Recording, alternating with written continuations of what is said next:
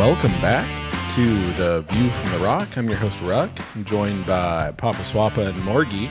And today we're going to be talking about greatest guitar players ever, followed by Beer of the Week, which is a product out of Georgetown, and maybe my favorite top three we've had so far because I feel like this is right in my wheelhouse. Top three grilled / barbecue foods, which I think will lead into some debate about which really actually is going to be categorized as a barbecue food versus maybe something that gets smoked on one of those BS Traegers. Ooh. Is that some spice? Yeah. I mean, I just like things that take skill, and that's one of those things that doesn't.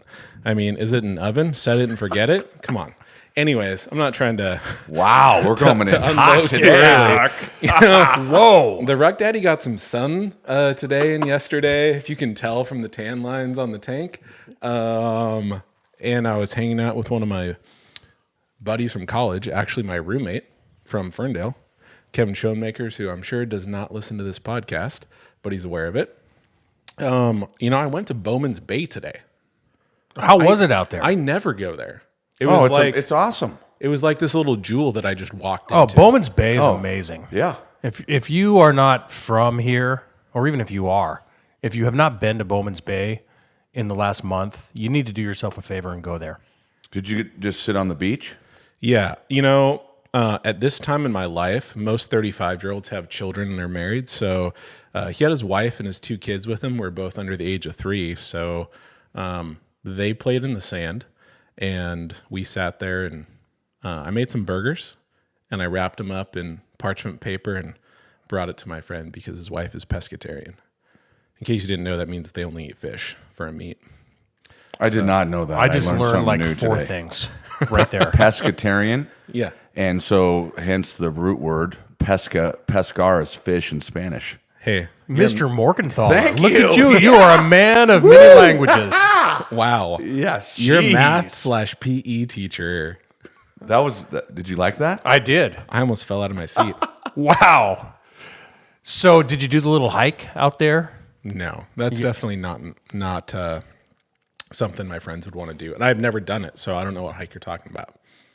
Really? Yeah. So there's 2. If you're at Bowman's Bay, there's a hike that takes you over to Rosario. Okay. And then there's a hike the other direction that takes you over towards Deception Pass. And it's the most beautiful hike in the world. I mean, there are numerous places to stop where you get a picture, and it's unbelievable. How would you rate it compared to the Sharp Park hike? Similar in that it's not a strenuous hike, but there's a big payoff. I've never been there. Oh my, you gotta be kidding me. You live here in... I will make it a point to take my wife there in the next month. You sound passionate about that. I will. Jason, you don't strike me as someone who goes on hikes With your wife. or with people. When I hike, Ruck, I hunt. So I've spent my whole life hiking, but it's been to go High country? High country. I've been to some of the greatest places in the world that very few people have ever been to in the Cascades. So it requires a ton of work, and it's long. Like you're getting up at 3, 2-hour drive, and I never really enjoyed it. I just did it because I thought I had to, but I want to take Kelly to a couple places, but it's a lot of work to go 10 miles in to go to a lake to try and fish for some trout. But it's amazing, high mountain lakes. Did you guys do something with llamas at one point? So my dad, after I had graduated from high school, they started packing llamas to the to hunt. And so my uncle raised them at his house, and I hate them. They're very ornery, and they spit at you.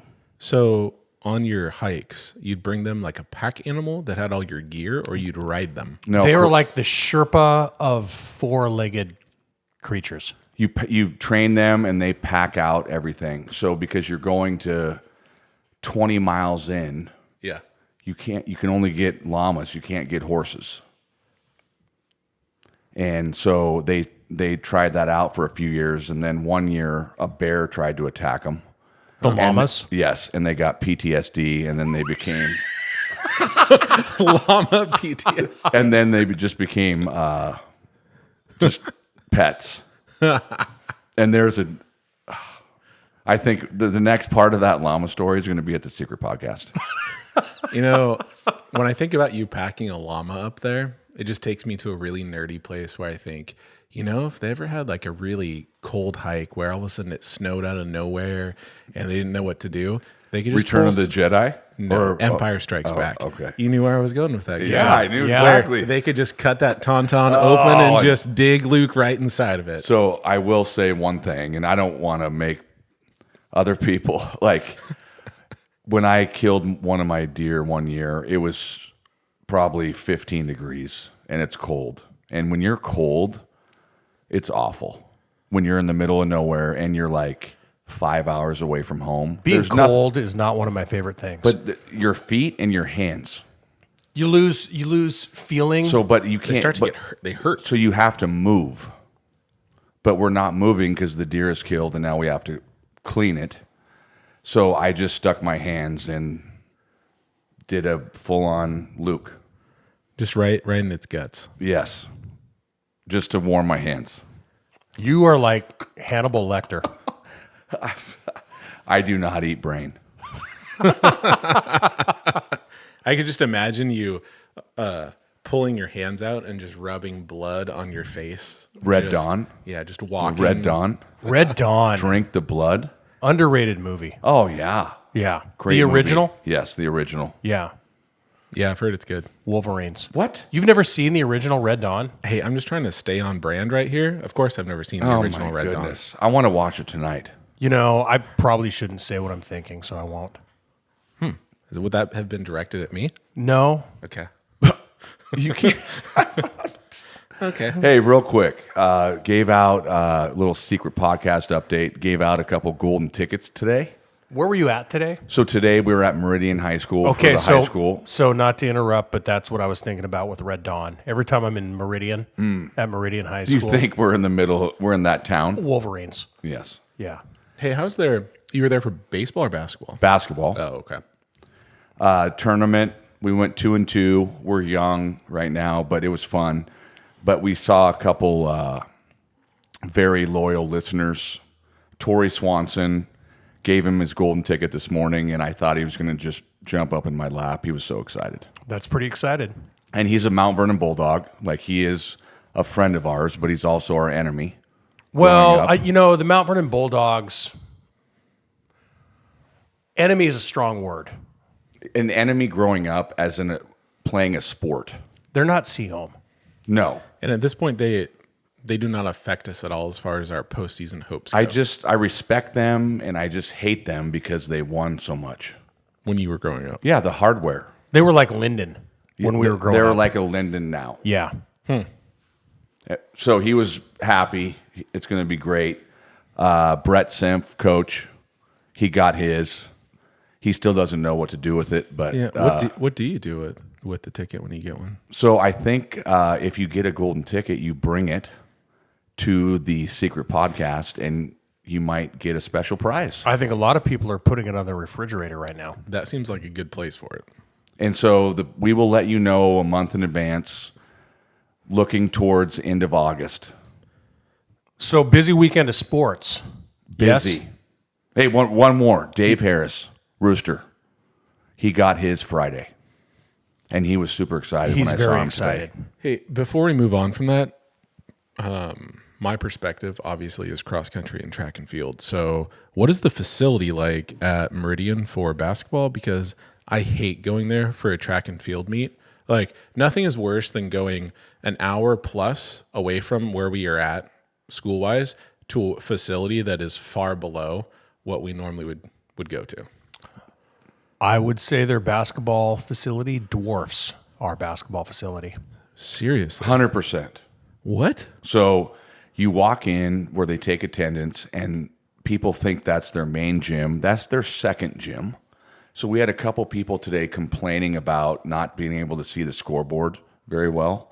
and I reminded them that this is their auxiliary gym that has bleachers. Our auxiliary gym has mats. And then they said, "Oh." And then I heard someone say, "Yeah, we have the worst basketball facilities in the state." When you go to Meridian for a basketball game, It's way different than track. as an opposing team, they have labeled locker rooms because essentially they have 4, Wow. which a lot of schools do. They have kind of like their PE locker room and their varsity locker room or whatever. So you go to a game and you can actually have girls and boys basketball teams playing on the same night because they have 4 different places to change. Yeah, that seems like that's at this point kind of a necessity, being able to have that many locker rooms. You would think that would be a necessity, but not here. Okay. So you had some more sports update? Was that what I was hearing? You guys had a lot of sports this weekend? Well, it's wide open right now for people. So we got kids doing basketball, football, baseball, volleyball. So I know my family had 2 different volleyball events, 2 different baseball things going on, one of which I was coaching, and then basketball. So we were at 5 different things between the 5 of us.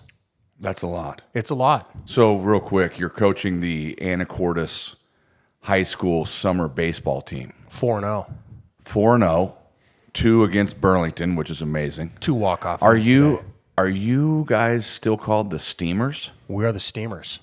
The Anacortes Steamers. Yes, we are. So basically, if you would describe that, it's like a ball that's hit and then it's steaming or shows steam coming off the ball. The derivation of the term is a little bit mysterious. It might refer to a clam. That's what I assumed it was. Well, yes, I understand what a steamer is, but Yes. I didn't put that together. But I think a actually. lot of people that are not living on the water might think a steamer is something else. Yes. I do notice, though, the shirt in front of me, there is no clam anywhere near that shirt. No, there's a ball screaming through a glove, Some might say that ball is steaming through a glove. and it has angry eyes Yeah. on the ball. The eyes look like they're kind of bloodshot. Like maybe the vapor that's coming from that ball might be coming from something else. Would you say that is personification? That is a great. That's a piece of language, figurative language for that. arts Yeah. term. You got a ball with eyes. Do you ever say, like in baseball, like the ball had eyes, like it got right where it needed to, it saw where it needed to go? That is a thing that is said. Yeah. Like if somebody hits, the baseball term is a bleeder. To where it just gets right past the pitcher? Hey, Yes, you what, might say what that- if you call what would you call a big bleeder? What? Alliteration. Well, that is alliteration, but that's not a baseball thing. I know. I'm just trying to come up. No, you're doing well. I'm trying to be smart, like for language arts. Well, you did the thing earlier that was, That was amazing. yeah. You know, I think that was your one for the day. Don't try too hard. You know, I think that we've covered enough sports. I don't think I have anything else to add for sports other than we've got 2 kids that are going to Nike Outdoor Nationals 2 weeks from now for track. Dylan Rowell, he's going to be competing in the mile. I think it's Thursday. And then Jessica Friedland's going to be competing in the steeplechase on Friday and then the 2 mile on Saturday. Is that by age? No, it's just all high school. Any age, high school track. You need to get a qualifying time, and then based upon your time, they place you in different.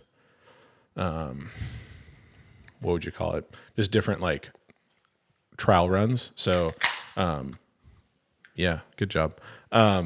So, like for Jessica, she's going to be in the competitive one. I know for the steeple. I don't know for the other races, but I know for the steeple, she's, I want to say, ranked number 2 in the meet. Could you explain to me the steeplechase? Yeah, steeplechase is one of those ones you don't see too much at high school meets because you need a special facility for it. We get to run it probably twice during the year, but it's not an official WIA event. So the steeplechase at high school is 2,000 meters, so that's 1.25 miles. And I think at the college/pro level, it's 3,000 meters. So there's a water event. I guess you would say, or water obstacle. So it's a giant like beam that is in front of a sunken down portion of the track that is full of water. So you jump, you land on the actual beam and then propel yourself forward to the end of the water obstacle. And then at different intervals, which I don't know how far apart they are, you've got hurdles that you have to hurdle over. So there are hurdles Yes. And water. and water. Yep. Do you have any idea? Like a lot of these things originated with something that was in the context of the time that it was invented, meant something relevant. Any idea with steeplechase? Like, was that? Because it's an Olympic sport. It is. Was that like simulating something that maybe people did in their everyday lives in Britain? Well, I think that was it originally a horse race, possibly? I don't know the answer to that. I tried to Google it real quickly, and it tells me stuff about horses, which, I don't really want to have to read about because I'm an anti-horse person. I'm not just not a horse person. I'm just actively afraid of horses, and I don't understand the fascination with horses. I know. I'm going to have a lot of people that are hating me for that, but like, are you laughing because I'm afraid of horses or because I hate horses?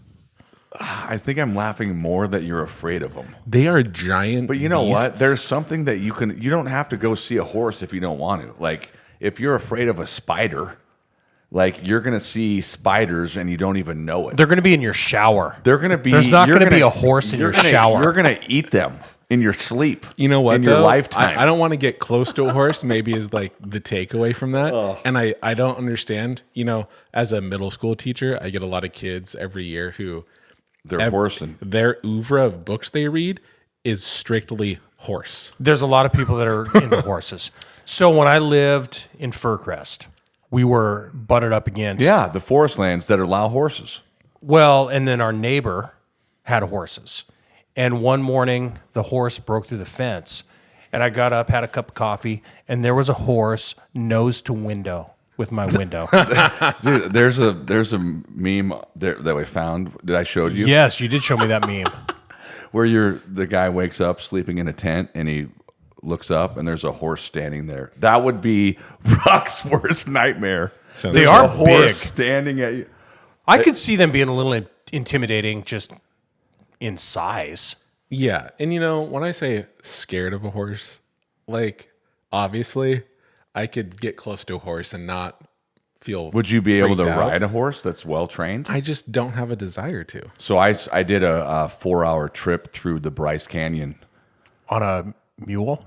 Well, I had a mule. It was called Smokin' Joe because there was a couple that had horses, but we're talking about straight cliffs.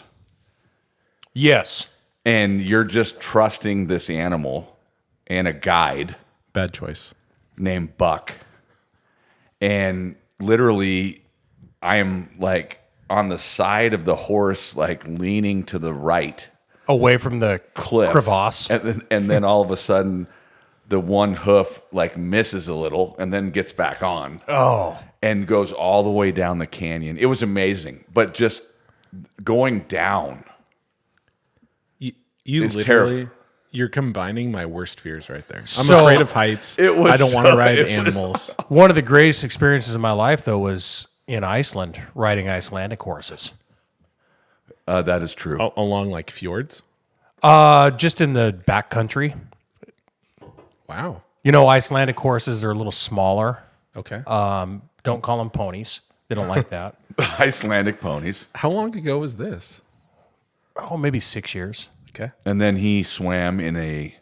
Oh, the Blue Lagoon. Right? Oh, yeah. I did. I swam the Blue Lagoon, but World there was famous. another geothermal pool there called the Secret Lagoon that I liked more. It was a little more rustic. The Blue Lagoon is so commercial. Yeah. Yeah. But it's something you got to do when you go there. But if you go to Iceland, I would recommend an Icelandic horse tour. They're small. Smaller. Okay. I was bucked off a horse once yeah. I don't need to hear that. when I was 10. Where? Actually, right over there.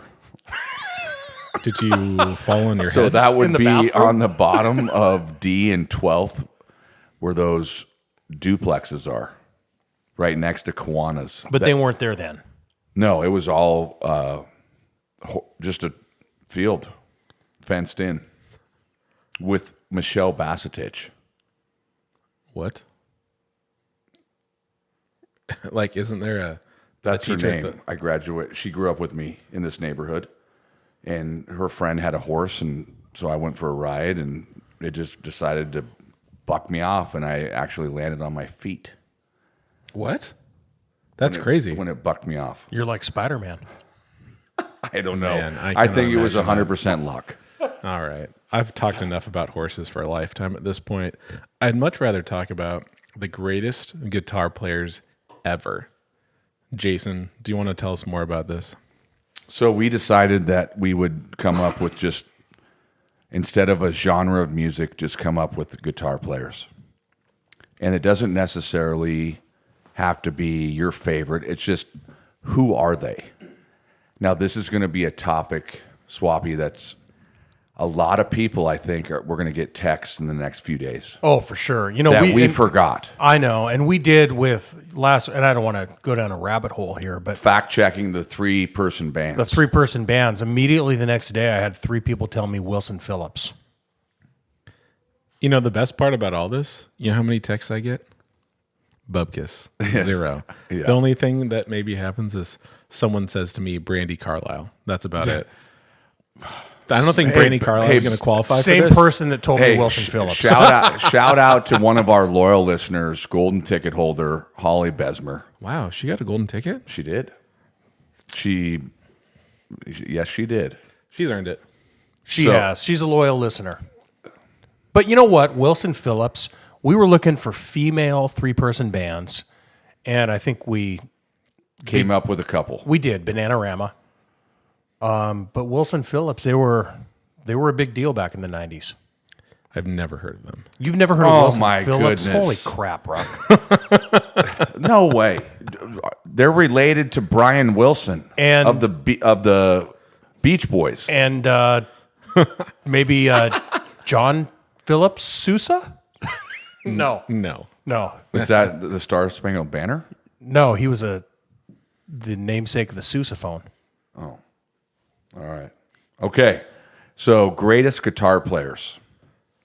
So, the first few that come to mind for me are Jimi Hendrix, Seattle legend, Jimmy Page of Zeppelin. I actually played my favorite song of Zeppelin today with your son, Ty. What was the song? No Quarter. Oh, wow. I think a lot of that is, I think No Quarter is a heavy bass song. It is. You know who their bassist is? Yes. John Paul Jones. Yep. So, I don't think that I would have. That's your favorite. No well, Quarter. it's one. Yeah, it's right. Yes, it is. I love No Quarter. Because when Page goes off on just that riff, like it just keeps going. Yeah.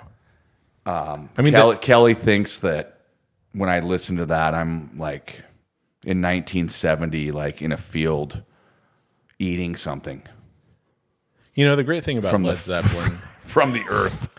is they have so many different sounds that you could pick Yes. 20 different songs and be legitimately, yeah, that's their best one. But Jimi Hendrix, Jimmy Page, Eddie Van Halen, Oh, yeah. Prince. I mean, Eddie Van Halen, I just was in love with Van Halen.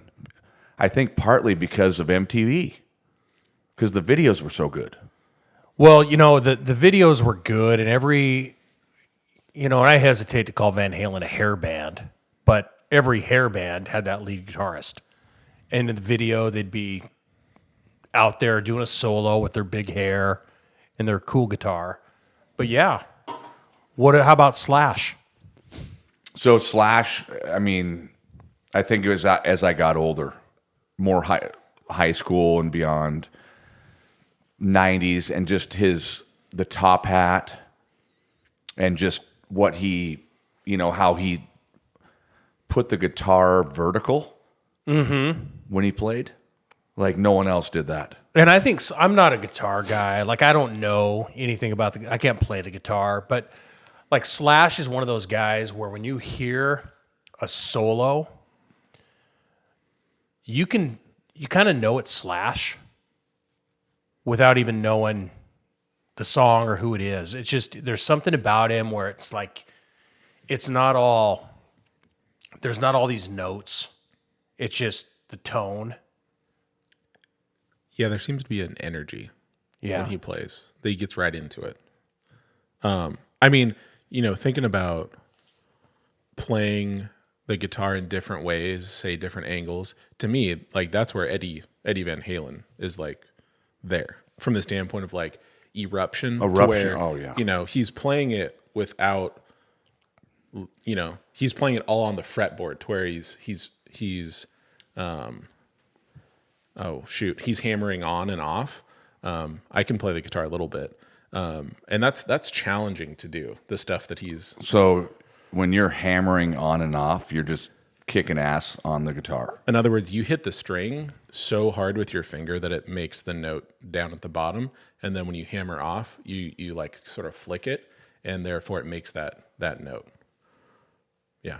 I think also two more. I'm just checking our notes. He's not even on there, and I can't believe it. But Angus Young was fun for me. He's right there. No, I know him, but one more. But Angus Young of AC/DC was just... Oh, for sure. Like he's iconic. Like just how people will show up to his concerts, dads with 5-year-olds, and their 5-year-old is dressed just like Angus Young. Yeah. Like how would your wife let you take your 5-year-old to a concert with 100,000 people and dress him up like Angus Young? I've never been to an AC/DC concert. I've been to one, and it was amazing. I think we talked about it briefly. We did. But how he just rocks. I don't know how you do that, where he does that one leg across the stage, and then he just plays with the boogeyman. He'll play to the crowd. And their riffs are just, everyone knows AC/DC. So who else do you got? So my guy that's not on here, I can't believe I forgot him, Tom Morello. That's who my number one is, right there. Oh, I can't believe I didn't have him down. So, and the thing that's cool about him is he makes the guitar make noises that guitars don't make. Yep. Yeah. He changed. No, yeah. I mean, so Rage Against the Machine and then Audioslave. I liked both of them when I was younger and didn't know enough about music that I realized it was the same guitarist. But when I realized it was the same, it was one of those moments where I was like, yes, it sounds the exact same. Like he has such a distinct style where he can make the guitar make sounds that are like highly distorted, static garbage sounds that fit perfectly within what he's trying to play. Yeah, and Rage Against the Machine was so... Recent Rock and Roll Hall of Fame inductee, really? By the way. Yeah. Yep, this year. They were just so... Their sound is... there's nothing else like it. It's rap, funk, metal, and then Morello's weird guitar noises. And it all has a purpose for them. Like they're trying to... They also have a social cause. 100% correct. Hey, I've got a question for you, a little trivia. What band at different times featured 3 different greatest guitarists that are currently on that list right there?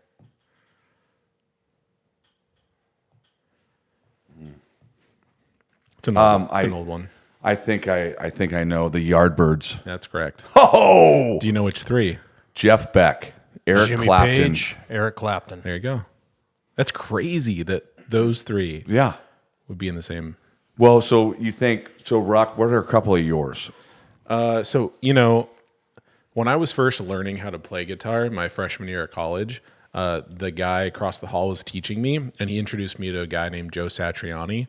And he was one of those guys that I don't think he was in any famous bands really, but he just played so much solo guitar on his own and would sing a little bit as well. And everything, like the whole song essentially is a guitar solo. If you've never listened to him, I think one of his more famous first songs was Surfing with Alien. So check that out. He's crazy. He's phenomenal. I've listened to him. You have? Yeah. And it was all instrumental. Yeah, right? it is. yeah. Oh, yeah. And it's like 10 minutes of just shredding, just weird. Oh, it's crazy how but good. it's melodic to where Yes. you don't get fatigued. Yeah. Like, by the end of a guitar solo, it's like, yes, that was time. So any others? One that's not on the list, have you heard of Dream Theater or Liquid Tension Experiment? John Petrucci. He's sort of same level there with Joe Satriani. He just shreds, And I think, I don't know if Liquid Tension Experiment is totally just instruments, no singing. But then the other one I would say for me that is on this list is Kirk Hammett. Like For Metallica. I love Metallica. I mean, I don't. There's so many guys and women on this on the list of just, I was trying to think of a couple that like metal guys. So you have Dimebag Darrell, The late, great Dimebag Darrell. Randy Rhoads. The late, great Randy Rhoads. which when we talked ahead of time, that actually was in probably my top three. Like I'd probably put him there instead of John Petrucci. Like when I was in high school, if there was a song that I needed me to get hyped up for a football game, it was like Crazy Train or Howl at the Moon. Any of those Ozzy songs that he played, like just I was ready. Oh yeah, Bark at the Moon. Yes, that was. So the we one. played that today on the way up to the basketball. Bark at the Moon. Love that song. One of mine, just because it's my favorite band, and every concert he plays different solos for different songs, and they're never the same. Who's that? Mike McCready. Oh. So every time he plays Black live, his solo could be 1 minute to 2 minutes. Wow. And it's just amazing. So like my favorite version of Black is from Live on Two Legs, and he goes off for 2 minutes and it's crazy. But it's a different solo, So if you look at like Rolling Stones, have you ever seen, I used to subscribe all for years. They'd have like a top 100 guitar players. But if you think like a few, Brian May of Queen, Chuck Berry, Ritchie Blackmore. I'm just reading a list. Dwayne Allman. I mean, I love Stevie Ray Vaughan. Stevie Ray Vaughan is amazing. How about Steve Vai? Steve Vai. So do you remember the David Lee Roth Eat 'Em and Smile album with the talking guitar? You remember Yankee Rose? Oh, yeah. The video? Yeah. Where the guitar is talking to David Lee Roth? Steve Vai. Do you remember the movie Crossroads with Ralph Macchio? Anybody remember that movie? No, I don't. Oh my God, you guys. No? I mean, when I've I did seen my it. research I know today, Rock yeah. hasn't seen it. So Ralph, quick recap, okay? Because this is amazing. Ralph Macchio. He looked like he was 17, but he was probably 41 years old at the time. Ralph Macchio, Karate Kid, makes a deal with the devil. A la Robert Johnson, the old Mississippi Delta blues guy who purportedly made a deal with the devil. So Ralph Macchio, to get out of this deal with the devil, the climactic scene in the movie is he needs to win a guitar battle with this, demonic guitar person who is played by Steve Vai. That's perfect. He's for him, not 'cause gonna he- win. I mean, and he looks crazy. Steve. He Vai does. He does. And this is like 1988 when it was like, the year might be wrong, but it like when he was in his heyday. And it's a good movie. So spoiler alert, Ralph Macchio ends up just shredding and Steve Vai locks up and he's like released from this deal he's made with Satan. Oh, that's It's crazy how much of a trope that is. People selling their soul to the devil to play music. Like, "Oh Brother, Where Art Thou?" That guy they find on the side of the road does Correct. the same thing. And then what? Charlie Daniels Band wrote a song about that. Devil went down to Georgia looking for a soul to steal. So that a couple more. I mean, Knopfler, Dire Straits. Yeah. And, that's another one where his sound is unique. Yes. which I really appreciate. You can go out there and shred, and you can play whatever sort of like key that you're playing in, and that's like say for your guy McCready, like that's why he's doing a minute or a 2 minute. He's just free. He always. I think he just decides it right then. Well, no, it is absolutely. It's like how he feels. He's like, oh, this is, and just keeps going. It's like in Seattle, it's longer. It's art. Yeah. Yeah, and that's that. I love that too, and I'm glad that some people do that. And then with Knopfler, I'm glad that he has such a different sound. I don't want to hear all the guitar solos sounding the same. And then I don't. How do you pronounce Black Sabbath? Tony Iommi? I I don't know. have no idea how to pronounce it. So like that, when you talk about like the original hard rock was Black Sabbath. Like just create Maybe the original metal. or metal or whatever. Yeah. See, I don't think of them as metal. But then they probably were. I mean, Metal is almost like a spirit. You know what I'm saying? Like it's an intention with the music. Like you're trying to be hardcore. and well, then they're metal. Hey, and special shout out to Noodles from The Offspring. Noodles. Yeah. Is that their guitar player? Yeah. I love The Offspring.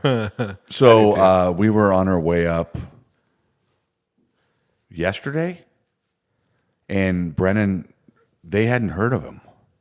They hadn't heard of The Well, Offspring? he heard of a couple songs, but he didn't know like the Offspring. So Smash is the number one all-time Is that the one? all-time Yeah. best-selling album on an independent label. Really? Yes. 15 million, Wow. I think. I might have Another made that one. number Another one. Kim Thale, Soundgarden. Oh my gosh. Jerry Cantrell. Jerry Cantrell. Okay, sorry. Offspring. That's so funny for me. Offspring is like the Americana album, and that's it. Like that's really all I know for Offspring. So it's funny that you're saying Smash is. Well, Smash was the first one. So Keep It Separated, Self-Esteem. Too Fly for a White Guy. Yeah. So a few more I'm going to list. Townsend, Keith Richards, John Mayer, Carlos Santana. Ooh. Santana is good. Yes. David Gilmour from Pink Floyd. Oh. Yo. Neil Young, Well, hey, how about Joe Perry? Joe Perry, Joe Walsh. You skipped over Dwayne Allman, I believe. Oh, I was going there. Which, like, the Allman Brothers. Yeah. Have you guys seen the Muscle Shoals documentary? No.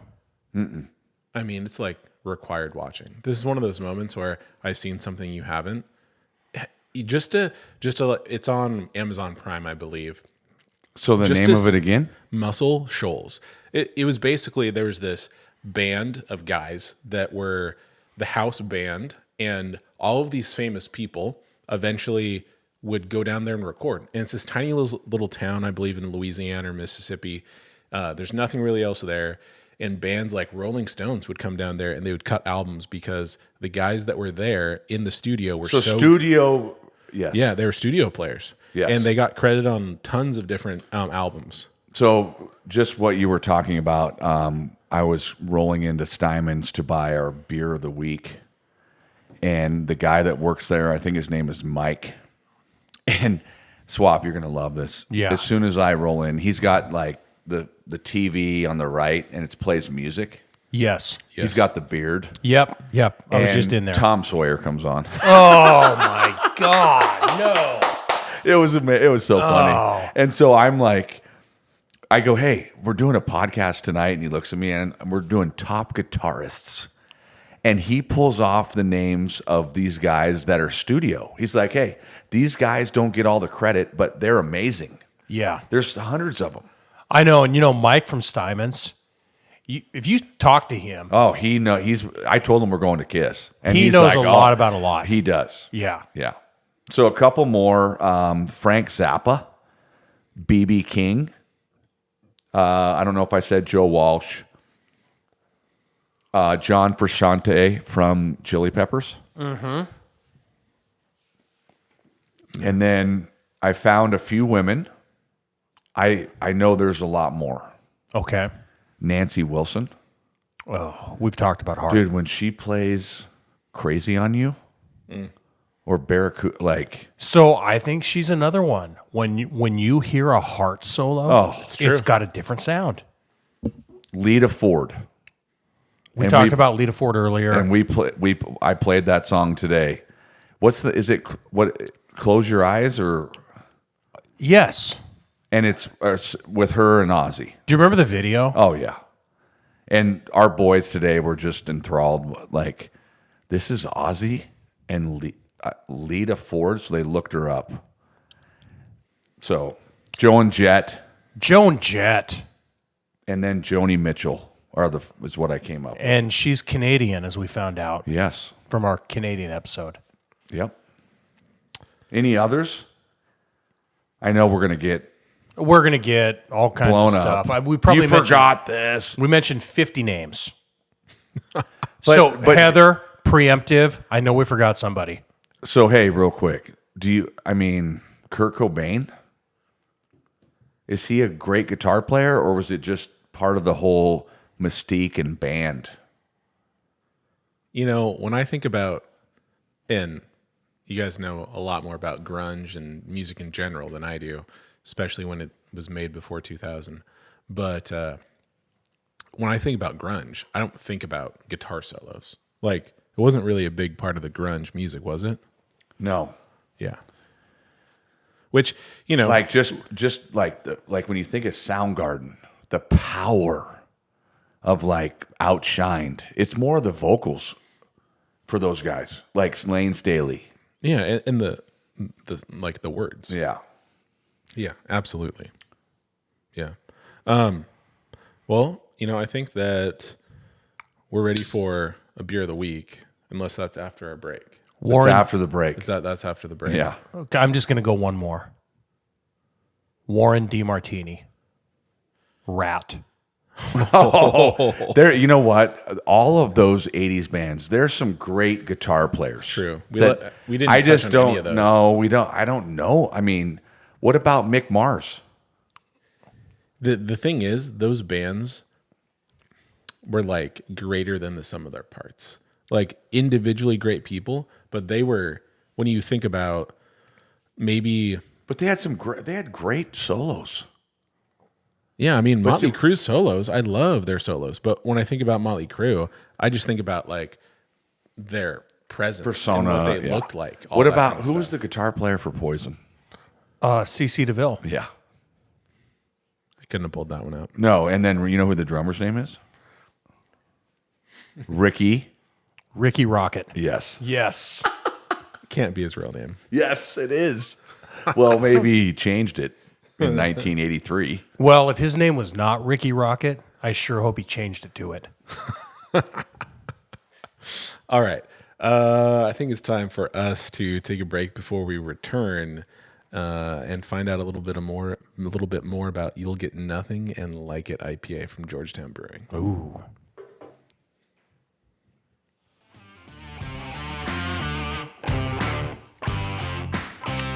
Welcome back to the View from the Rock podcast. We are getting into our beer of the week right now. And the beer of the week is You'll Get Nothing and Like It IPA from Georgetown Brewing in Seattle, Washington. So local one, fairly local. I had never heard of this before. Jason, did we get this from a fan of the podcast, or at least someone who knows that we do this, whether they like the podcast or not? We got this from a loyal fan, Mr. Josh Johnston. Ooh. So I was over at his house the other day, and he says he always pulls out a random IPA. He likes to. And he goes, "Here, try this one." Yeah. He goes, "Make sure to read the label. You will get nothing and like it." Is that from the movie Caddyshack? It's one of the greatest 10 seconds in a movie. Cinematic history. Where Judge Smales' grandson walks up to the concessions and says, I'll take a cheeseburger, a hamburger, a hot dog. I want some nachos. And then, of course, Judge Smale says, you will get nothing and like it. In a little different voice. So you've got like the end of Citizen Kane, you have the end of Casablanca, and you have that 10 seconds in Caddyshack. Oh. You just named two of the greatest films of all time. I do bet that. Jason's never seen this. I have seen one of them. Fair. Oh, no, I've seen both. I have. It was a long time ago. The only reason I've seen those two movies is because of Mr. Hancock at the high school. I took his 20th century film class, I believe, or history through film. Great film, great movies. So what's it say on the label? So you'll get nothing and like it IPA. When someone says you'll get nothing and like it, hope this is the beer they put in your hand. An unfiltered golden IPA with minimal bitterness, packed with aromas and flavors of pineapple, strawberry, ripened citrus, and pine. Ooh.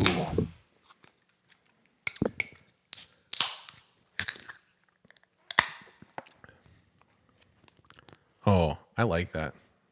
So, real quick, I think this beer, and I'll say one more thing about it in just a second, but isn't it, it's kind of, it looks like the, in between a Bodie and a Lucille, Well, first of all, it's a beautiful can. because it's from Georgetown. And Georgetown, we've talked about this before. Every beer they do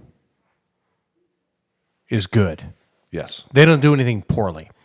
And it's a beautiful can. When you go to the store, you're used to seeing the Bodie, the Lucille, the Johnny Utah. And this new beer just jumps out at you because of the color. The can, just the picture of the can. Yeah, I don't know if they have any, unfortunately, colors quite like this. It's a little bit of a Seaholm color scheme plus the orange. You know what? It is a 100% Seaholm colors. Can't So drink this it will be anymore. the one time that we'll enjoy this beer, Okay, Yes. so even though we hate Seaholm. you notice where they normally have the G inside the flaming circle? They have like a shield, and it says Ignali. And I don't know what that is. No, it's an acronym. Okay, you'll get nothing and like it. Yeah, Oh, that's amazing. yeah. I want to buy one of those flags. But do you notice in the middle there's a gopher oh, yes. with golf clubs behind it? Holy mackerel. The detail. Yeah. They knew what they were doing. They knew exactly what they were doing. There's more to this beer than meets the eye. So, hey, it pours a mostly clear medium to dark, I think. Modest head. Smell is super juicy. Taste is juicy without being too sweet. Bitter. I get some pineapple for sure. You're describing a beer now, right? Yes, I'm describing the beer that we have just been drinking. You know, because you didn't actually give us any glasses to pour this into, I just had to pour it into my hand, and it is mostly clear. Shockingly so. So it's 6.6% ABV, and Untapped gives it a 4.27 out of 5. Ooh. Does it have an IBU? I did not get that. The Sometimes bitterness, Not very bitter. no. I don't see anything on the can indicating it's international bitterness units. A lot juicier than bitter.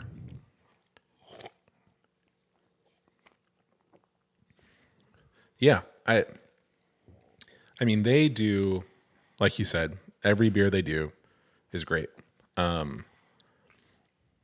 This is going to be up there with some one of my favorites they do.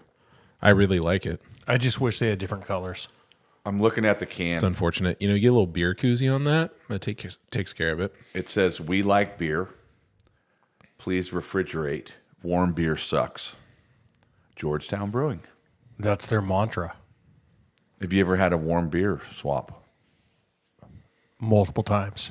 Yes. Have you ever had a not only warm, but you've went to bed and the next day you've woken up and you found a beer that didn't get finished and drank that one? Because that is the bottom. Flat, warm beer. Yes. And you can't even remember whether it's your own. Would that be hopefully in college? Yeah, no, except for one of my friends, I don't do this, and I'm not judging anyone who does, but he often tells me that he likes to take a beer with him to bed, and he'll often only finish about half of it, and when he wakes up the next morning, we'll finish it. I have never done that. And I'm not judging anyone. No. No judgment here. But yeah, I've never done that. So what would you pair this beer with? I think you'd pair it with some wonderful barbecue food. I think that's a great segue. Wow. We didn't talk about who wanted to go first, but I'm happy to. So Anyone what is our led? top 3 again, Ruck? Okay, top three grilled or barbecued foods. Now, when we talked about this ahead of time, we said no smokers, no Traegers, green eggs. So there's no smokers. It's Okay. charcoal or gas. But if you're a skilled fella, you could definitely do some smoking on a Weber with charcoal. So I guess we'll say no devices that are purpose built for smoking. Does that sound good? So my Bradley smoker is eliminated. Wow. So you have a pellet smoker? Is that what you're telling me? I do. Yeah. It looks like a little mini fridge. And he listened to you. How do you like it? I like it. What do He you does like? a good meatloaf. I do a great smoked meatloaf. Yes, it's amazing. Like, is it big? Like you could smoke a brisket in it? Yeah, I've smoked a brisket in there. And a turkey. Okay. I mean, I don't have a purpose-built smoker, so I'm a little jealous because I'd love to be able to do a smoked brisket. So that that anger is probably just more like smoker envy. Well, I disagree. What, you think that people shouldn't have smokers? No, I think that you were bashing smokers. Yeah. 100% I was. I know. so how are we gonna do think this? when I think of how I grew up with a Weber. I grew up with charcoal only. Yeah. Never gas, never. Just charcoal. And learned from my dad like how to barbecue with coals. Well, and you Which count is hard. them. You count them. We do count them on Yes. certain things. Like just the direct heat, how hot. I mean, I don't even know the temperature because I never used a thermometer. I use my mind and I use my thumb. Those are two tremendous weapons. Like that's like for a piece of meat. And then you go So the quote quote of the day is I used my mind and my thumb. That is or the tongs. Can you tell me what you used the thumb for specifically? So the thumb is to just touch the meat and oh my God. You guys are crazy. We've lost it here at the Yellow Dog Studios. Boom, got me. Maybe I'll get us back on track by introducing my number 3 item in my top 3. Excuse me. Number 3 for me that I really like as a barbecue food at this time of the year. And I would just preface by saying, when I grew up, it was propane only. There was no charcoal in my house. At this point, though, kind of use a little bit of both. For this one in particular, you could use charcoal or propane in its brats. And the way that I like to do brats is I like to get a little aluminum foil pan.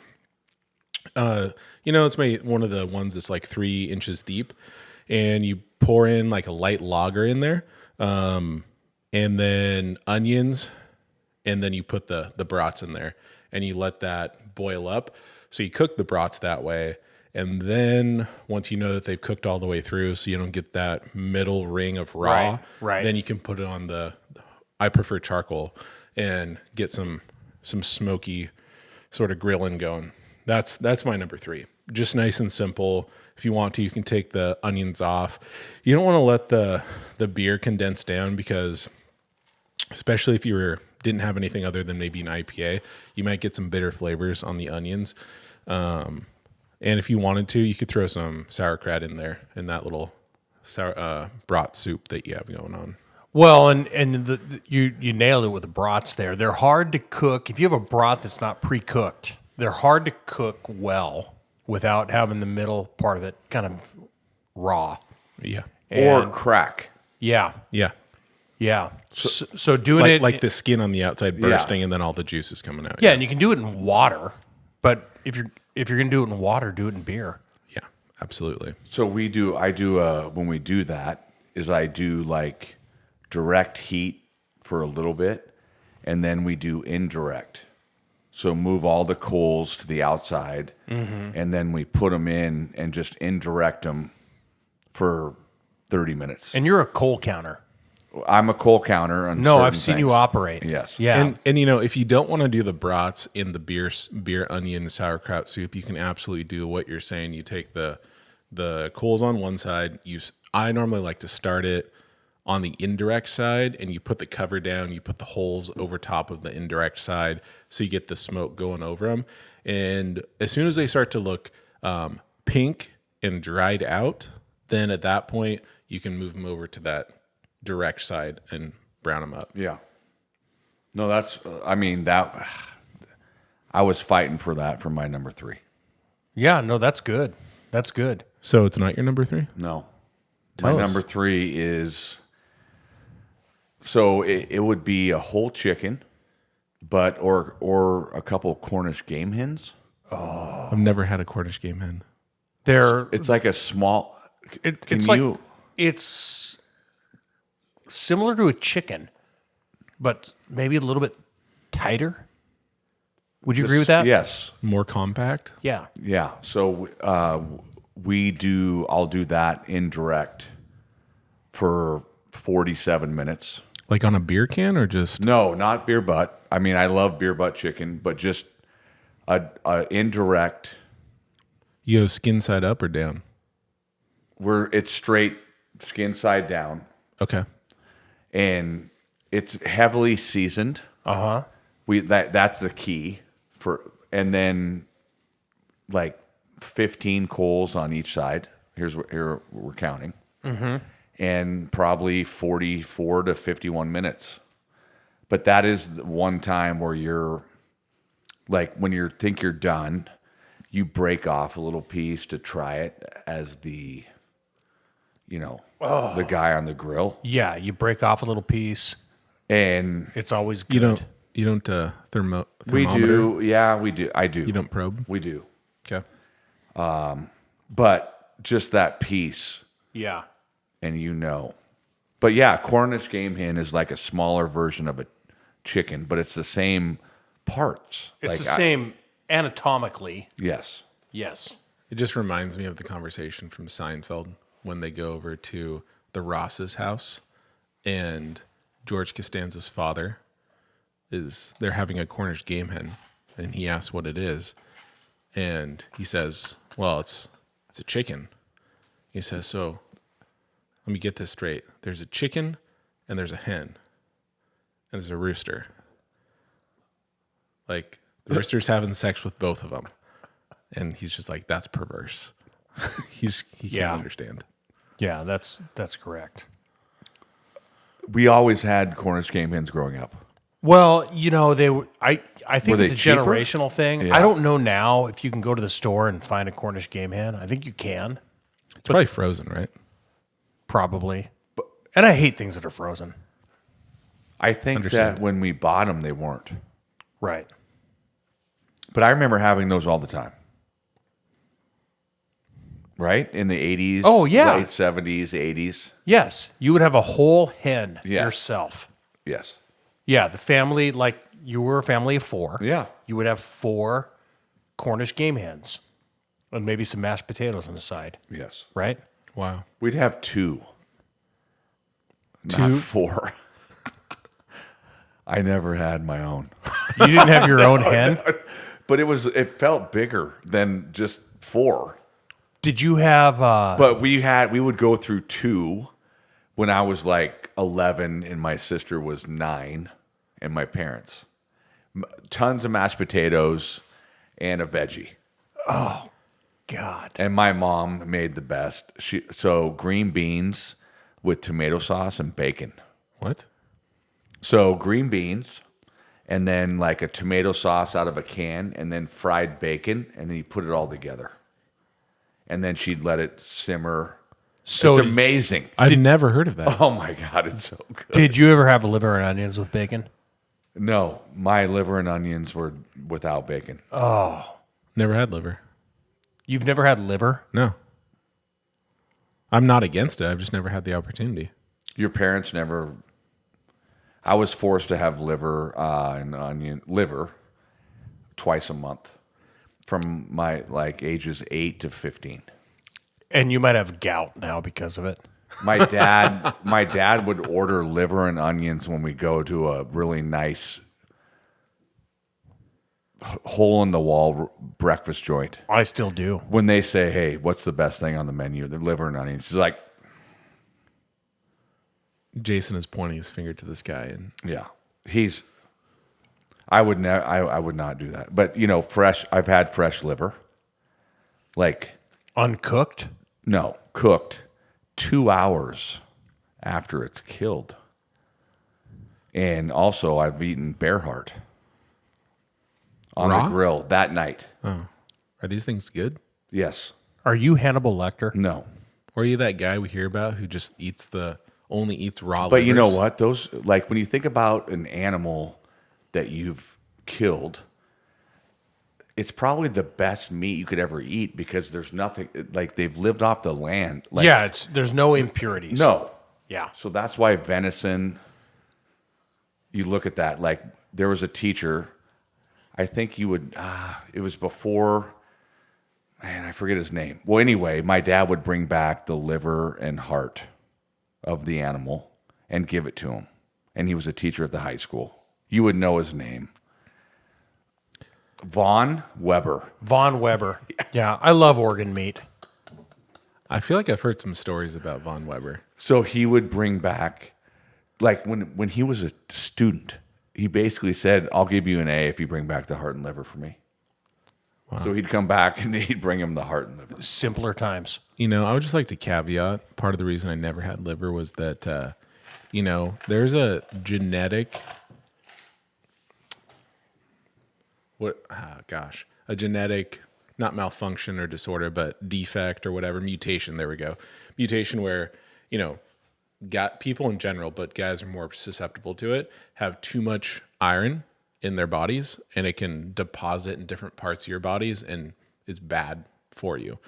So that's one reason we never had liver, because my dad definitely had too high iron levels. And so that's why I also normally don't have iron. And liver is high in iron. Super high Yes. in iron. Organ meat is high in iron.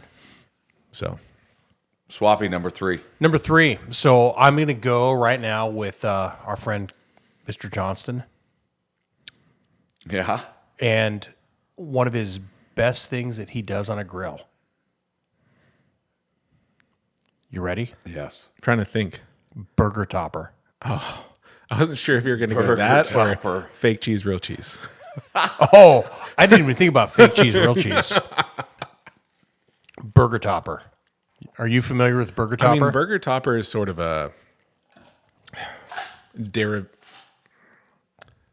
like a branch of burgers. It's not just, it's like a burger topping, obviously, burger topper, but tell us more. So always bacon.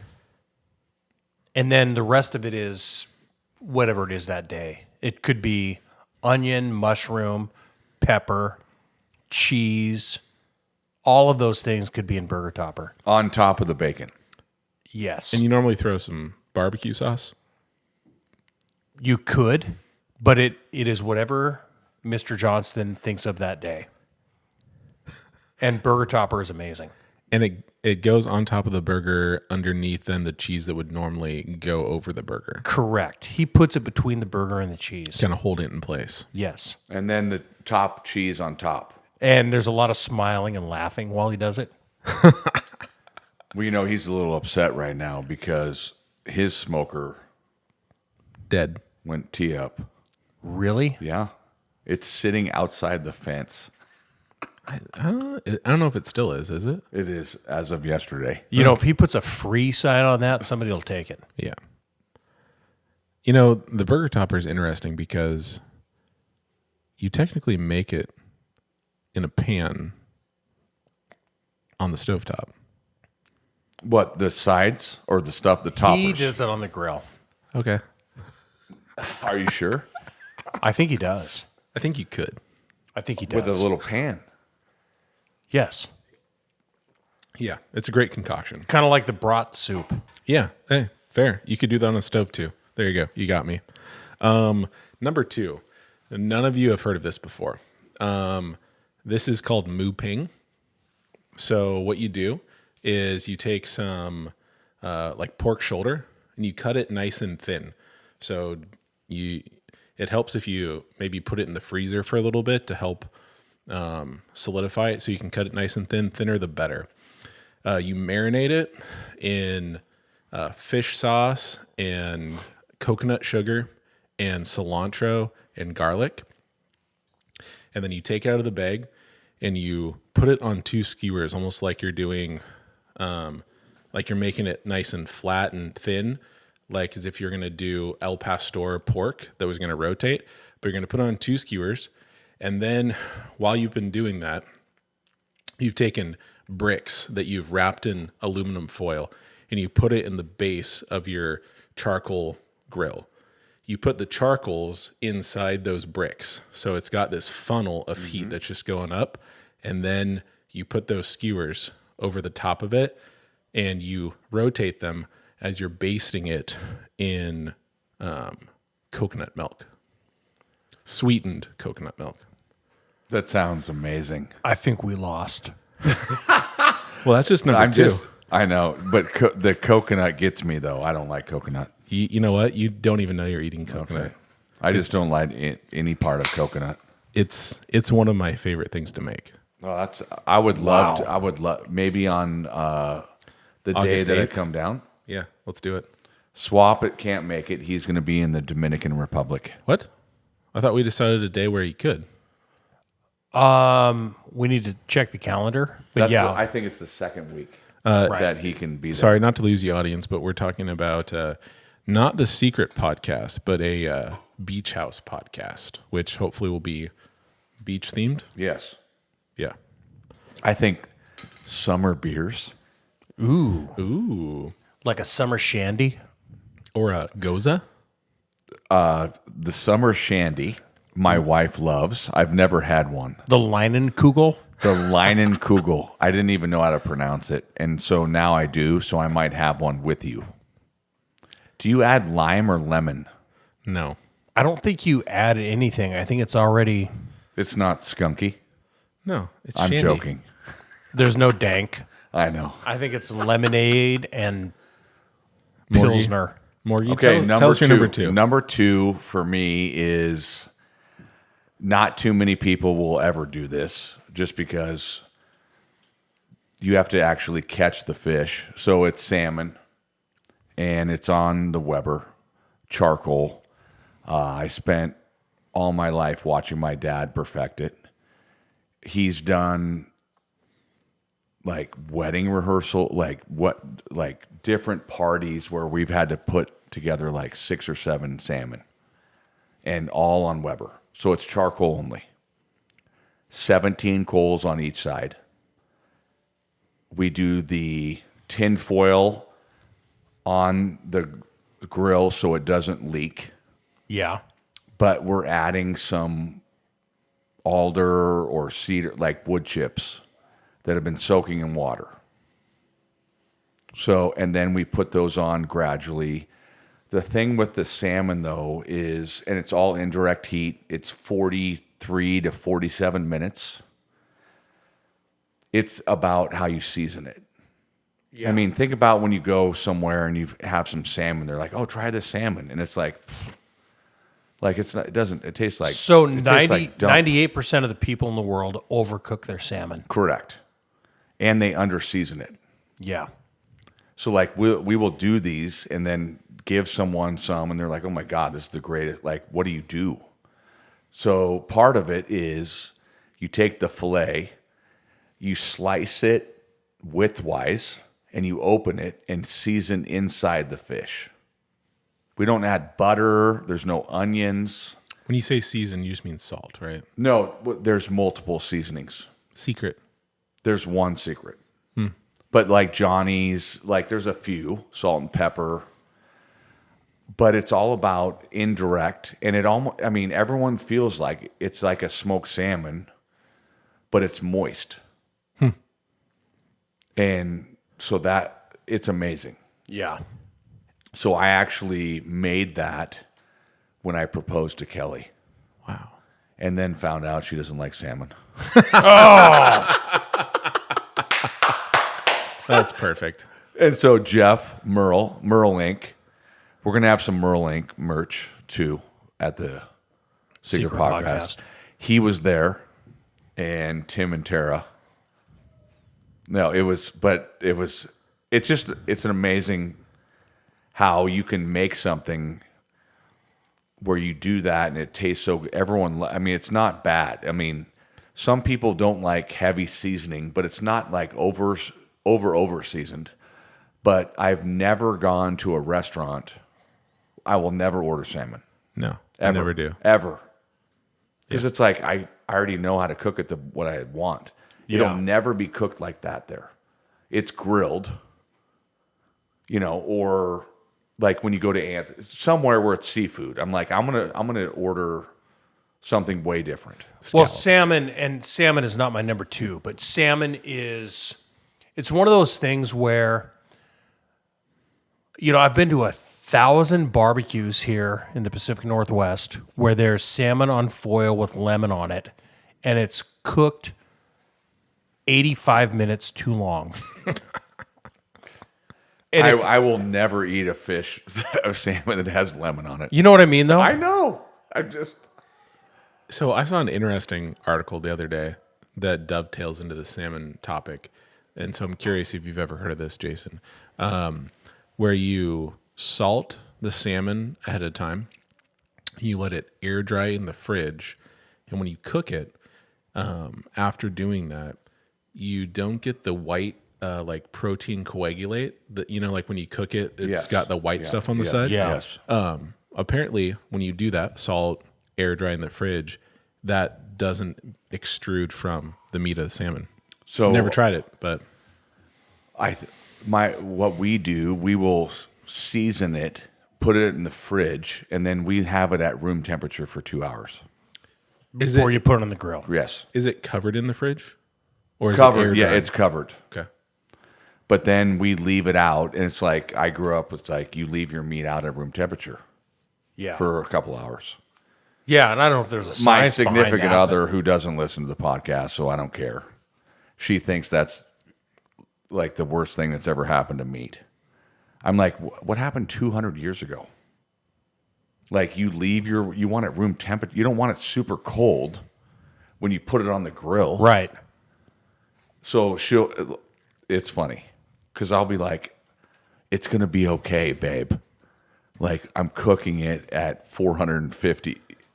I understand what you're saying. I would just like to point out, comparing how we do things now versus 200 years ago. Salt. I mean, I would like to think we could do things better now I know, than 200 years ago. but meat is meat. Like you leave it out. Like if you're seasoning it. So Yeah. Yeah. number 2. Okay, for me, it's barbecue oysters. Oh, that's a good Oh call. my God. No way. Oh, You don't like oysters? I love them. Oh. Oh my God. Yes. It's How do you do it? So you get an oyster and you don't put it on your good grill because it'll leave oyster residue. That's a great tip. What if Yes. you only have one grill? Well, so I think for oysters, you need a bad grill. Which, if you've been doing it for long enough, you've got. Yeah. And you let them pop open. So maybe the key is if you've got a regular Weber and that's it, you cook it long enough to where that becomes your bad grill and you get a new one. Yes, but I think the key is charcoal. Yeah. Charcoal is good. Yes. 100%. Yeah. And just some crappy grill, because oysters don't need anything other than heat. And, you can throw Parmesan on there. You can throw hot sauce on there. Do you have a little like butter like sitting there a like little waiting? butter That's on there. Garlic? Oh, all of that. So do you shuck the oysters before you put them on there, or No. do you let them pop open? You let them pop open. And you need like a little jackknife to give them a little courtesy slice. And then you can dump them in that little concoction. Oh, my God. And then put them back in the shell. Oh yeah. See, Yes. When and you you gotta have multiple, when you have 100 of them, you don't do that. Yeah. You got to make sure too that you put divot side down so that when you pop the top, the juices stay in that nice little clam hotel or not oyster hotel, And then you've got the oyster juices mingling with the butter and garlic. And so one of the keys with those is to not, like if you go to an oyster place, don't buy the big ones. No. Smalls or minis. You know Yes. who really likes the extra large ones? Dick Fryer. He loves Oh the yeah. big, The the big Oh, oysters. kidding me. No, yeah. Oh yeah. I had a bunch. He drove over immediately, grabbed them, Yep. took them home. So you can deep fry the big ones. Yeah, but yeah. I love fried oysters too. So real quick, Jason Squibb's wedding. Yeah.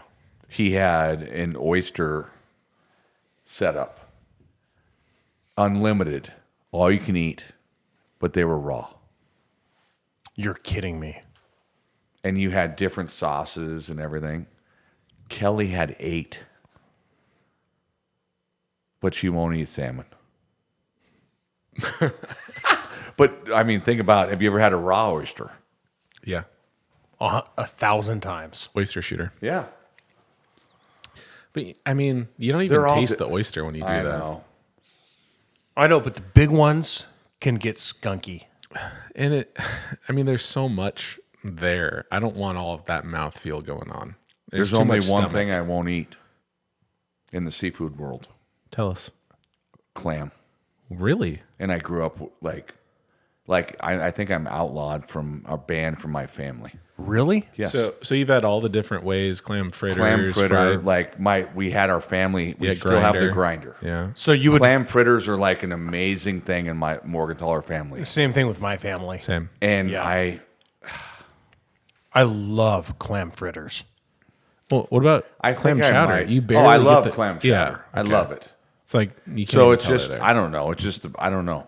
Clam fritter is not. But I'll eat- back in the day, clam fritters were made from the parts of the clam that you wouldn't eat. Yes. So I remember my sister saying, "Oh, you just ate the clam stomach," and she'd be like, "Oh," and then just go away.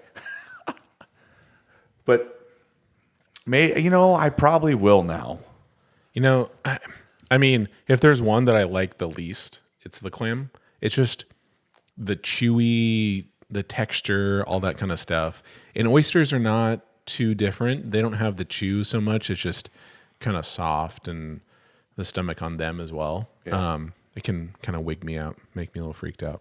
Oh, I love a barbecue Like, oyster. is it worse than a horse? I'm not eating horse, that's for sure. No, I'm just saying, like, wigs you out. No, I still eat Scared. them. Oh, but like yeah. if I get Yeah. the wrong bite. So Number one, yeah, number one for me, before I do that, am I sticking to charcoal or am I going or am I it's charcoal or gas. so does that include Blackstone? You can do Blackstone. Fried Yeah. rice. You're No, doing fried yeah. rice, aren't you? I'm no, but even See, that's a different. Maybe next one time we do top 3 on a Blackstone. okay. Well, I'm gonna Because throw. I'm thinking like charcoal, like just No, Ruck's going fried rice. No, he's You know what? I kind of am. I kind of am not. So I'm going to throw the things that didn't make my top 3 in there real quick. So love pulled pork on the Weber. You do the little snake around the outside with some chunks of wood over it, and 8 or 9 hours, and you let that sit. It's just the silkiest pork you could ever get. But that's not top 3 for me. The final one that I'm not going to put in barbecue because it's not really barbecue, but I use my Weber for it, is paella. You guys ever had paella? I've had paella. Yes. You've had Seafood stew. yeah, and you've had Yeah. my fried rice out Your of my fried paella rice pan. is amazing. So kind of thinking about either one of those, the paella pan fits so perfectly in a Weber. It just the outer rim, it just rests on it. The charcoal is easy to get in there, and then you can just use that as a cook surface. So I love doing either Korean fried rice or paella in the Weber. But number 1 for me is using the Blackstone and doing a smash burger. I sent you guys those pictures today. Like, Yeah. for me at this point, I really don't like getting burgers most of the time at most places, unless, it's like Dad's and it's their smash burger, or it's the Baked Cafe on Camino Island and they've got smash burgers. I just think any burger that's not a smash burger is not worth having for the most part. Well, 90% of the burgers you're going to get are like a frozen. yeah. But what if you just go like you're on the road and you happen to be by a Dick's? Dick's is different. It's just nostalgic. It tastes good. It's such a thin patty that it's not going to feel like it's dried out. But Dick's is amazing. I'm definitely not having FDI. I'm not having a burger from Fidelio Drive-In. Yeah. Boomers? Boomers is like, my growing up I know. at Western. Yeah. Haven't had it in a long time. Haven't had it since I had my burger awakening with the smash burger. Really? Yeah. So I honestly, So Boomers. I mean, if I went there, maybe I'd do a chicken. It's not like I'm against it. It's just, it's more so like if I go to a restaurant. Yeah. So tell me about the Thick smash patty. burger. Yeah, What, so- what is a smash burger? So the key with a smash burger is you need as much surface area pressing down into the hottest flat surface you can get. You can do this with like a cast iron pan and charcoal if you wanted to, but you need the Maillard reaction. When you look at the burger, once you flip it over and you see the little crispy bits that are brown, that's happened because the protein has reacted at a certain temperature to actually create more of a meaty flavor. And that's why you want the smash burger. If you just do the regular one, you're getting this sort of gray meat that kind of cooked ubiquitously throughout, and it's not going to give you the same flavor. Not to mention, they cook way quicker. You get a little bit of a different texture because you get some of those crispy meat bits. And then obviously, you're going to throw American cheese on there. I know there's the fake cheese, real cheese, but for me, I just think that real cheese doesn't stand out enough. It doesn't have a strong enough flavor. Like if you want to throw some smoked Gouda on there, maybe. But Oh, wow. if you're going regular cheddar, I just can't even taste it. And I don't need a lot of toppings on there. When I did it today, it's start off by maybe throwing a couple slices of bacon on the griddle. Then you get some onions going in the background, starting to caramelize. You get the buns going next. I like to just put mayonnaise on the buns to griddle those up instead of butter. I think that's just easier. And, mayonnaise really is just egg and oil for the most part. So you're really just getting the oil on there in like a solid way. Once those have all done its thing, you basically have already made these meatballs, forming them with your hands on the side, which you only need like 3 to 4 ounces for one of the patties. Kind of salt them. Once the grill is smoking, then you throw them on salt down, and you got to take your big metal spatula. And I like to take something on top of the metal spatula and press down like maybe like a wooden dowel, so that you can really get a clear press down, straight down on it. And you can really press that paper thin as you want to, or keep it a little bit thick. But you got to make sure you're leaving that wax paper on until the after. You can use wax paper if you want to, but if you've gotten your spatula that's metal hot, it will not stick to it. But you could throw a piece of parchment paper down so it doesn't stick to it. So then, it probably cooks for 45 seconds to a minute. Salt it, flip it, cheese, done. Don't need to do too much else. Wow. Yeah, I like it. I do too. That sounds You amazing. can't do a smash burger though on the Weber. No. No, I mean, you could. You would have to use Well, oh yeah. So you yes. a cast iron pan. Yeah. Yeah. And you have to get it ripping hot. Yeah. So what's your number one, Jay? So my number one is just a nice. Everything is it's a steak, like a fillet. What's your steak of choice? My steak of choice is a fillet, but like summertime is a nice flank steak with the yeah. fried rice. Yeah. How do you marinate your flank? Or Well, do you- it's different. So I do a dry rub, or we have a teriyaki Hawaiian type. It's just a grill destroyer. yeah. When you do that kind of all that sugar, oh yeah. But there was about 6 years ago, we're at our cabin and we have 2 Webers. That's all we do for dinner. And my dad was the grill man forever. Yeah. And he says, it's your turn. And I'd been watching him, and it's like you have 12 people. You have like 1 that wants rare, 7 that wants medium rare, 2 want medium, and then 1 wants burnt. And it's on. It's on. Yeah. And then you're in charge. Yes. And you And have you have good meat that Yeah, you and can't screw up. they're it's Yeah. just like you're expected to do it. And every Yep. night's a different meat. Like pork chops one night, chicken. We do like fillets. One night we'll do flank steak. We'll do like all of that. Yeah. And you're the guy. So, No, that's a lot of pressure. And you probably So- don't have a lot of time. So I imagine that. We have time, but So then here's the question: do you just do you direct? It's all heat at direct. or do you start it indirect? no, it's all direct. And then, like I said, it's just by feel. Yeah. Because you never want to cut into it. No, you ultimately. don't. Yeah. So, But then you're like, it took 2 or 3 years for me to like figure out, like, okay, I've always undercooked Kelly's steak because I'm not overcooking it. I don't want to make that mistake. Right. I did that once, and you're like, oh God. But it's hard when you have a steak on the grill. It is hard. You are trusting the steak gods. But you know that like the coals are always the same for us. It's all charcoal. Yeah. And so, but then putting on the different thicknesses, like if some people, because not everyone has the same steak. And we have all been in the situation where we thought a steak was cooked correctly and somebody cuts into it and it's raw.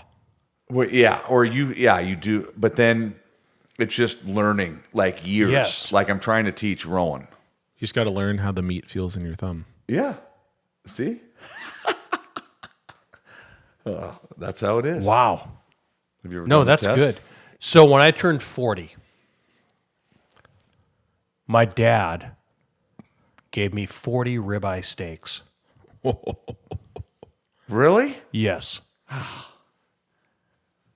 So awesome. Kelsey and I had ribeye steaks 20 times. And it was amazing. Yeah. Because a ribeye, you got enough fat in there. And it's on the bone. Yeah.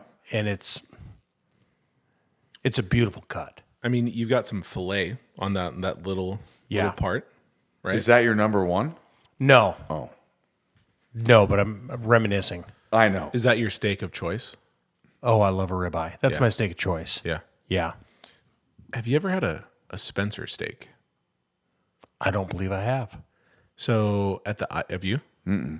At the IGA on Camino Island, if you guys ever make it there, they have these Spencer steaks, and there's a lot of different cuts you can do in the butcher world, and I believe the Spencer steak is like taking the T-bone and removing the bone and all the extra part, and it's just in the steak, just that part of it. I don't think it's the fillet part. So I love the bone in Yeah. a steak.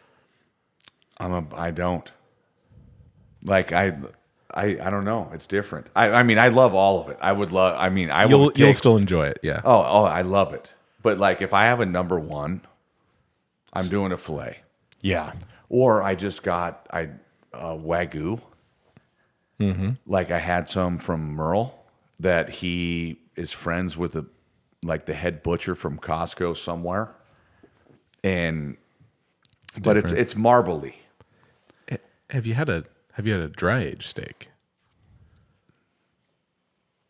You have? Yeah. It's a whole different world. It's a different world. So what are we talking about for cost on that? On a dry age? More. A lot more. $100 a steak? Could be. I mean, you gotta. So when they dry age it, I don't want to prolong this podcast any longer than it already is, but you're probably going to start with the prime rib, and there's going to be that big fat cap around the outside, which protects the meat. So when you dry it, you're going to lose water. So at some weight you're losing right there, and then some of the outside dries out, and so you're going to have to cut some of that off anyway. So you're losing a lot of actual meat that you might have served, and so that's part of why it's so expensive. But it's tenderized by doing that, and depending on how many days you do it, it can develop a sort of nutty, funky flavor to it, which some people like and some people don't. Yeah. Number one for you.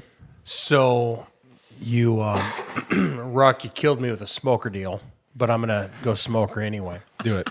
So my number one. So I've done a smoked meatloaf for years. So a pork beef combo, wrapped in bacon, a nice bacon weave, and It's very symmetrical. Yes, I love it. and a meatloaf a lot of times will have kind of a bonding agent, Yeah. breadcrumbs or whatever. Egg. Yeah. So I use egg and Cheez-Its. It is What? It is so good. I've had the privilege of eating it. I request that whenever we do our beach podcast, the smoked meatloaf makes an appearance. And so at Dad's Diner, I was talking about it one day, and Fletcher said, "Do you put a missile in it?" And I said, "What do you mean by a missile?" And he said, "Like a sausage." In the middle? Yes. So in the middle, I have put a cheese cylinder surrounding a bratwurst. Can you give me more details on what you mean by a cheese cylinder? So a bratwurst that is cooked with American cheese surrounding it. That you've just hand wrapped. Yes. And then you put it in the meatloaf or So when you construct the meatloaf, that is in the middle yes. with a bacon weave around it. John Madden would love this. So what about maybe I mean, we should try one with the Portuguese sausage. Linguiça. Yeah. Linguiça. So we let that cook for hours. And then what I would do would be get like a nice bread with smoked Gouda, sriracha, and then cut flatly the meatloaf and fry it on each side so that it would have a nice crispy husk on each side of the meatloaf. I think what you're seeking there was a Maillard reaction. Yes. It sounds amazing. That's rocking my world. Oh, it's so good. You've had it. I've had it. He has. Curse you. Once a year he makes it. Yeah. You're allowed to only make it once a year. Is that the deal? Well, Time. yes. Sounds like a process. Yeah, it's amazing. Is there a specific time of the year that you're always doing that, or Well, just usually the 4th of July, but, Okay. That varies. Sure. Wow. Can't believe I've never seen this in person. My stomach's making happy noises right now. Hey, real quick, one that we've done the last few years just because is prawn skewers. Oh yeah, those are great. So we didn't even dip into the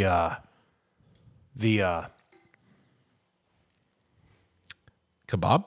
kebab. I know. Family. Kebabs. Oh, I mean, with my mu ping, I did a little bit. Yes. Mu ping is a skewered item. I feel like I lost I don't know. You didn't lose. in the top 3. We were all winners tonight. Yeah, that was a big time. Hey, real quick. Yeah. Shout out to Swap and the Steamers going 4-0. 4-0, baby. And can you tell us was it their first home run ever? Jack Metcalf hit a bomb. And his dad is a loyal listener. 100%. Roscoe. Loyal listener. Love it. That's awesome. Yeah. Good for Jack. He deserves it. He does. Not a better kid. Yeah. Well, happy to hear that. And on that note, I think that means it's the end of our podcast tonight. We will catch you next week. Hopefully, 2 in a row at this point.